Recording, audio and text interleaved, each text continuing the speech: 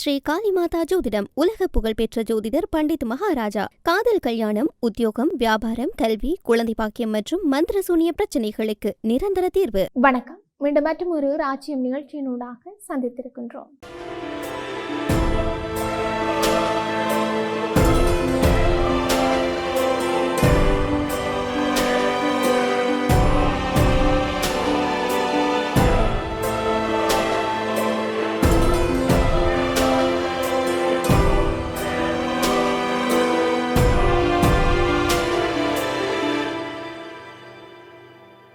அதிக செறிவூட்டப்பட்ட யுரேனியத்தை அப்புறப்படுத்துவதற்கான தெஹ்ரானின் உறுதிமொழிக்கு ஈடாக ஹார்முஸ் நீரிணையை மீண்டும் திறப்பதற்கான ஒரு ஒப்பந்தத்திற்கு அமெரிக்காவும் ஈரானும் கொள்கை அளவில் ஒப்புக்கொண்டுள்ளன என்று ஒரு அமெரிக்க அதிகாரி கூறியதாக குறிப்பிட்ட ஒரு செய்தி நிறுவனம் ஞாயிற்றுக்கிழமை அறிக்கை வெளியிட்டிருந்தது. இந்த ஒப்பந்தம் இன்னும் கையெழுத்திடப்படவில்லை என்றும் அமெரிக்க ஜனாதிபதி டொனால்ட் ட்ரம்ப் மற்றும் ஈரானின் உச்ச தலைவர் மொஜ்தபா கமேனி ஆகியோரின் இறுதி ஒப்புதலுக்கு உட்பட்டது என்றும் இந்த செயல்முறைக்கு பல நாட்கள் ஆகலாம் என்றும் அந்த அதிகாரி கூறியிருக்கிறார். மேலும் ஈரானின் அதிக செறிவூட்டப்பட்ட யுரேனியத்தை அப்புறப்படுத்தும் முறை குறித்து இன்னும் பேச்சுவார்த்தை நடைபெற்று வருவதாகவும் அவர் குறிப்பிட்டிருக்கிறார். முன்மொழியப்பட்ட இந்த ஒப்பந்தம் ஈரானின் ஏவுகணை கையிருப்பு குறித்தோ அல்லது யுரேனியம் செறிவூட்டுதலுக்கு தடை விதிப்பது குறித்தோ குறிப்பிடப்படவில்லை என்றும் இந்த பிரச்சனைகள் எதிர்கால பேச்சுவார்த்தை சுற்றுகளில் கையாளப்படும் என்று எதிர்பார்க்கப்படுவதாகவும் அந்த அதிகாரி மேலும் கூறியிருந்தார். மேலும் முந்தைய பேச்சுவார்த்தைகளில் காணப்படாத தீவிரமான சலுகைகளை தெஹ்ரான் வழங்கும் என்று வாஷிங்டன் கருதுவதாகவும் அந்த அறிக்கை குறிப்பிட்டிருக்கிறது. ஹார்முஸ் நீரிணைக்கான எந்த ஒரு காலக்கெடு பொறிமுறையையும் அந்த அதிகாரி நிராகரித்திருந்தார். அத்தகைய ஏற்பாடு ஏற்றுக்கொள்ள முடியாதது என்றும் அது இரு தரப்பினராலும் முன்மொழியப்படவில்லை என்றும் அந்த அறிக்கை குறிப்பிட்டிருக்கிறது. தனிப்பட்ட CBS நியூஸ் அறிக்கையின்படி முன்னாள் அமெரிக்க ஜனாதிபதி பராக் ஒபாமாவின் கீழ் 2015 எட்டப்பட்ட அணுசக்தி ஒப்பந்தத்தை விட உருவாகி வரும் இந்த ஒப்பந்தம் வலிமையானது என்று நிர்வாகம் கருதுவதாக அந்த அதிகாரி கூறியிருக்கிறார். அந்த ஒப்பந்தம் குறிப்பிட்ட அளவுகள் வரை யுரேனியம் செறிவூட்டலை அனுமதித்தது. இந்த ஒப்பந்தத்தின் ஒரு பகுதியாக ஈரானிய துறைமுகங்களுக்குள் நுழையும் மற்றும் வெளியேறும் கப்பல்கள் மீதான தன்னுடைய முற்றுகையை அமெரிக்கா நீக்கும். பாதுகாப்பான பயணத்தை உறுதி செய்ய அமெரிக்கா, மத்திய கட்டளை பிரிவும் வளைகுடா கூட்டாளிகளும் ஒருங்கிணைந்து செயல்படுவார்கள் என்றும் இதை ஒரு சுங்க கட்டண முறையாக கருதக்கூடாது என்றும் அந்த அதிகாரி கூறியும் இருக்கிறார். மேலும் அமெரிக்க துணை ஜனாதிபதி JD வான்ஸ், மத்திய கிழக்கு தூதர் ஸ்டீவ் விட்காஃப் மற்றும் ட்ரம்பின் மருமகன் ஜாரட் குஷ்னர் ஆகியோர் இந்த பேச்சுவார்த்தைகளில் ஈடுபட்டிருக்கிறதாகவும் இந்த செயல்பாட்டில் அனைத்து பிராந்திய நட்பு நாடுகளையும் இணைக்க வாஷிங்டன் முயன்று வருவதாகவும் அந்த அதிகாரி கூறியதாக அந்த அறிக்கை மேலும் தெரிவித்தும் இருந்தது. இவை எப்படி இருக்க, அமெரிக்கா, இஸ்ரேல் மற்றும் ஈரான் இடையிலான போரை முடிவுக்கு கொண்டு வருவதற்கான தற்காலிக நம்பிக்கைகளுக்கு மத்தியில் உலகளவில் கச்சா எண்ணெய் விலைகள் கடுமையாக வீழ்ச்சியடைந்திருக்கின்றன. உலகளாவிய எண்ணெய் விலைகளுக்கான முதன்மை அளவுகோலான பிரெண்ட் கச்சா எண்ணெய் விலை ஞாயிற்றுக்கிழமையன்று சுமார் 5% சரிந்தது. இந்த மோதலுக்கு நிரந்தர முற்றுப்புள்ளி வைப்பதற்கான சாத்திய கூறுகள் குறித்து அமெரிக்க அதிபர் டொனால்ட் ட்ரம்ப் முன்னுக்கு பின்முரணான சமிஞ்சைகளை வெளியிட்டதை தொடர்ந்து இந்த வீழ்ச்சி ஏற்பட்டிருக்கிறது. ஜூலை மாதத்திற்கான பிரெண்ட் கச்சா எண்ணெய் வர்த்தகம் GMT 15 மணி நிலவரப்படி ஒரு பேரல் 98.47 இருந்தது. இது ஒரு மாதத்துக்கு முன்பு இருந்த விலையை விட சுமார் 9% குறைவு என்றாலும் போர் தொடங்குவதற்கு முன்பிருந்த விலையோடு ஒப்பிடும் போது இன்னும் 1/3 அதிகமாகவே இருக்கிறது. இதற்கிடையில் ஜப்பானின் முதன்மை பங்குச்சந்தை குறியீடான நிக்கை 225 திங்கட்கிழமை காலை வர்த்தகத்தில் 3% அதிகமாக உயர்ந்தது.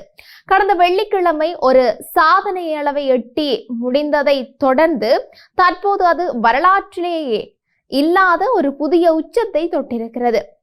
ஞாயிற்றுக்கிழமையன்று டொனால்ட் ட்ரம்ப் தன்னுடைய சமூக ஊடக பதிவில் ஈரானுடனான பேச்சுவார்த்தைகள் முறையான மற்றும் ஆக்கப்பூர்வமான முறையில் நடந்து வருவதாகவும், ஆனால் ஒப்பந்தத்தை அவசரப்பட்டு முடிக்க வேண்டாம் என்று அதிகாரிகளுக்கு அறிவுறுத்தி இருக்கிறதாகவும் தெரிவித்திருக்கிறார். இருதரப்பும் தகுந்த நேரத்தை எடுத்துக்கொண்டு இதை சரியாக செய்ய வேண்டும், இதில் எந்த தவறும் நடந்துவிடக் கூடாது என்று ட்ரம்ப் தன்னுடைய ட்ரூத் சோசியல் தளத்தில் எழுதியிருக்கிறார். சனிக்கிழமை அன்று ட்ரம்ப் ஹார்மோஸ் நீரிணையை மீண்டும் திறப்பது உள்ளிட்ட நிபந்தனைகளுடன் கூடிய ஒரு ஒப்பந்தம் பெருமளவில் பேசி முடிக்கப்பட்டு விட்டது என்று அறிவித்தது. ஒரு பெரிய திருப்புமுனைக்கான நம்பிக்கையை ஏற்படுத்தியிருந்த நிலையிலேயே இந்த புதிய கருத்தை வெளியிட்டிருக்கிறார். சிங்கப்பூரில் இருக்கின்ற ஸ்பார்டா நிறுவனத்தின் மூத்த எண்ணெய் சந்தை ஆய்வாளரான ஜூன்ஹோ பேசுகையில், அடிப்படை சூழலில் பெரிய மாற்றம் எதுவும் இல்லை. ஹார்மோஸ் நீரிணை மூடப்பட்டிருக்கும் ஒவ்வொரு நாளும் நாளொன்றுக்கு 10 முதல் 11 மில்லியன் பேரல் கச்சா எண்ணெய் விநியோகம் முடங்கியே இருக்கின்றது என்று சொல்லி கூறியிருக்கிறார். இருப்பினும் இந்த ஒப்பந்தம் நடைமுறைக்கு வந்தவுடன் கடலில் தேங்கியிருக்கும் கப்பல்களில் இருந்து சுமார் 100 மில்லியன் பேரல் கச்சா எண்ணெய் சந்தைக்குள் பெருக்கெடுத்து வரும் என்று சந்தைகள் எதிர்பார்க்கின்றன. மேலும் ஒப்பந்தம் இறுதி செய்யப்பட்ட பிறகும் சந்தை இயல்பு நிலைக்கு திரும்ப சில காலம் எடுக்கும் என்பதால் முதலீட்டாளர்கள் பதற்றத்துடனேயே இருக்க வாய்ப்பு இருக்கிறது என்று கூறியிருக்கின்றார். உற்பத்தி மற்றும் சுத்திகரிப்பு நிலையங்களை மீண்டும் செயல்பாட்டிற்கு கொண்டு வருவது உட்பட அனைத்தும் பழைய நிலைக்கு திரும்புவதற்கு இன்னும் 3 முதல் 6 மாதங்கள் வரை தேவைப்படும் என்று ஸ்பார்டா மதிப்பிட்டுள்ளது என்று அவர் மேலும் குறிப்பிட்டிருக்கிறார். கடந்த பிப்ரவரி மாத இறுதியில் போர் தொடங்கியதில் இருந்து ஈரான் ஹார்மோஸ் நீரிணையை திறம்பட முற்றுகையிட்டிருக்கிறது. இது உலகளவிய எண்ணெய் வர்த்தகத்தில் 1/5 பங்கை பாதித்திருக்கிறது என்றும் தெரிவிக்கப்பட்டிருக்கிறது. இதற்கு பதிலடியாக ஏப்ரல் நடுப்பகுதியில் இருந்து அமெரிக்காவும் ஈரானிய துறைமுகங்கள் மீது தன்னுடைய சொந்த முற்றுகையை விதித்திருக்கிறது. இது அந்த நீரிணை வழியிலான வணிக கப்பல் போக்குவரத்தை மேலும் பாதித்திருக்கிறது.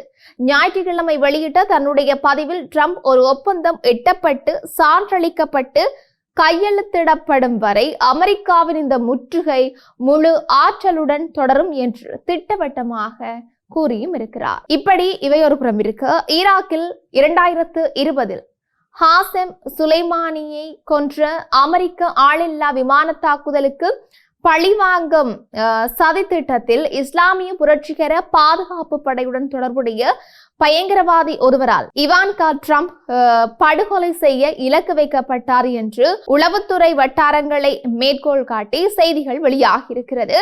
ஈராக் நாட்டைச் சேர்ந்த முகமது பாகர் சாத் தாவூத் அல்சாதி இவான்காவை கொல்வதாக சபதம் செய்ததாகவும் அவரது புளோரிடா வீட்டின் வரைபடத்தை வைத்திருந்ததாகவும், மேலும் உங்கள் அரண்மனைகளோ அல்லது ரகசிய சேவையோ உங்களை பாதுகாக்காது என்று எச்சரித்து இணையத்தில் அச்சுறுத்தல்களை பதிவிட்டதாகவும் கூறப்பட்டிருக்கிறது. அங்கு அவர் மீது ஆம்ஸ்டர்டாம், லண்டன், டொரண்டோ மற்றும் பெல்ஜியத்தில் இருக்கின்ற அமெரிக்க மற்றும் யூத இலக்குகள் மீதான தாக்குதல்கள் உட்பட ஐரோப்பா மற்றும் அமெரிக்காவில் நடந்த 18 தாக்குதல்கள் மற்றும் தாக்குதல் முயற்சிகள் தொடர்பான குற்றச்சாட்டுகள் சுமத்தப்பட்டிருக்கின்றன என்று அந்த அறிக்கை மேலும் தெரிவித்தும் இருக்கிறது. இப்படி இருக்க உலகளவிய ரீதியில் இன்னுமெல்லாம் நடக்க போகின்றது என்று நாங்களும் பொறுத்திருந்து பார்க்கலாம்.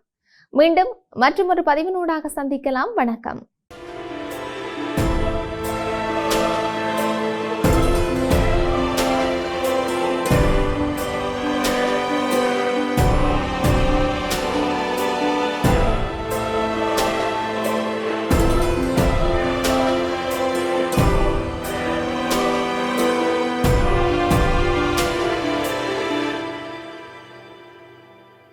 ஸ்ரீ காளிமாதா ஜோதிடம் உலக புகழ்பெற்ற ஜோதிடர் பண்டித் மகாராஜா. காதல், கல்யாணம், உத்தியோகம், வியாபாரம், கல்வி, குழந்தை பாக்கியம் மற்றும் மந்திர சூனிய பிரச்சனைகளுக்கு நிரந்தர தீர்வு.